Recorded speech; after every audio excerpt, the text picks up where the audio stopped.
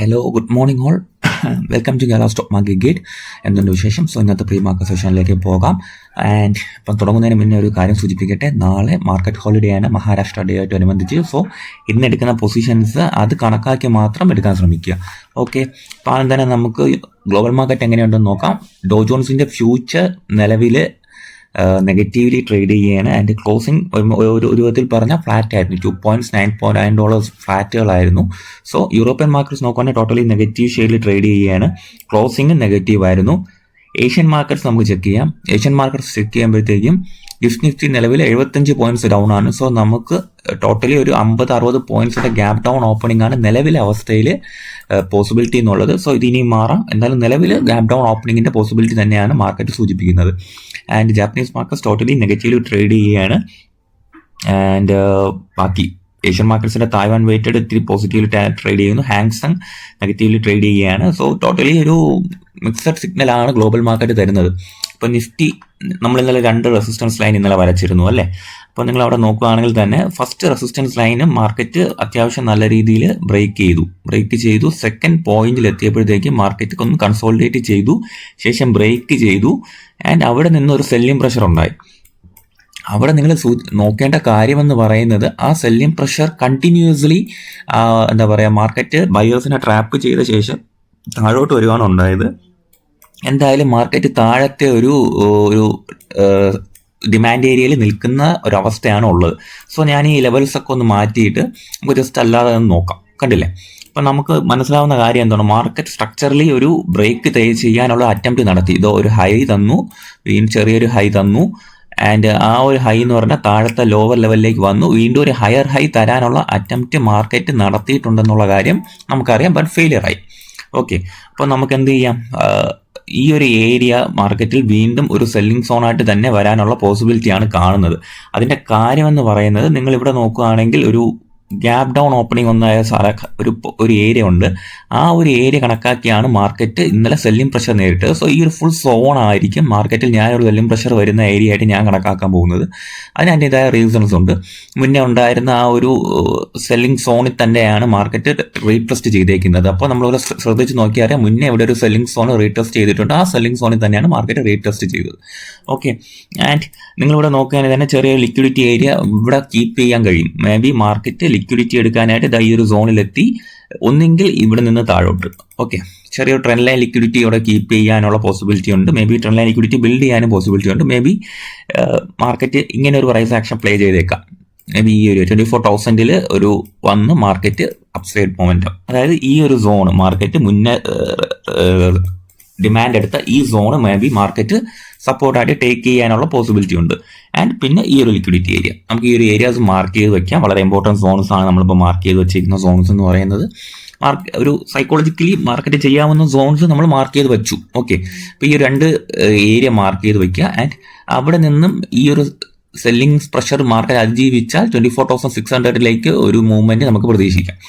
And മറിച്ച് market ആ ഒരു ലിക്വിഡിറ്റി ഹോൾഡ് ചെയ്യുന്നില്ല, മാർക്കറ്റ് വീണ്ടും സെല്ലിംഗ് പ്രഷറിലേക്കാണ് പോകുന്നതെങ്കിൽ താഴത്തെ ലെവൽസ് നമ്മൾ മാർക്ക് ചെയ്തിട്ടുണ്ട്. 23,800, 23,574, 23,450. സോ നിഫ്റ്റി ഇങ്ങനത്തെ ഒരു പ്രൈസ് ആക്ഷൻ നടക്കുമോ ഇല്ലയെന്ന് നമുക്കൊന്ന് വാച്ച് ചെയ്യാം. എന്തായാലും ലെവൽസ് എല്ലാം മാർക്ക് ചെയ്ത് നമുക്ക് വെയിറ്റ് ചെയ്യാം. അപ്പം ഇന്ന് പ്രത്യേകിച്ച് ന്യൂസസ് എന്തെങ്കിലും ഉണ്ടോ എന്നൊക്കെ നമുക്ക് പരിശോധിക്കാം. റിസൾട്ടുകൾ വരുന്നുണ്ട്. അപ്പം അതും വളരെ ഇമ്പോർട്ടൻ്റ് ആണ്. പിന്നെ എക്സിറ്റ് പോൾസ് വന്നിട്ടുണ്ട്. ഇപ്പോൾ ബംഗാൾ BJPക്കാണ് പോസിബിലിറ്റി എന്ന് പറയുന്നു. ആസാമിൽ BJPക്കാണ് പോസിബിലിറ്റി എന്ന് പറയുന്നു. കേരളത്തിൽ UDF ഭരണം മാറ്റം ഉണ്ടാവാൻ പോസിബിലിറ്റി ഉണ്ടെന്ന് പറയുന്നു.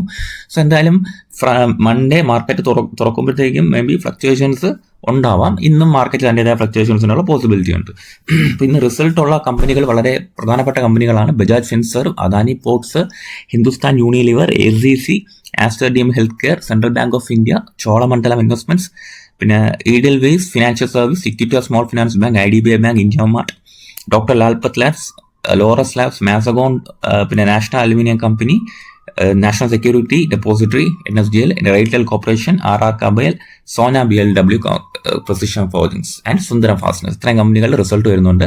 പിന്നെ May 1 Filatex India, Ramakrishna forgings and സെൻടെക്കിന് result വരുന്നുണ്ട്. സോ ഇതൊക്കെ മുൻകൂട്ടി കണ്ടു വേണം നമ്മൾ ട്രേഡ്സ് ഹോൾഡ് ചെയ്യാനും പരിശോധിക്കാനും ഒക്കെ.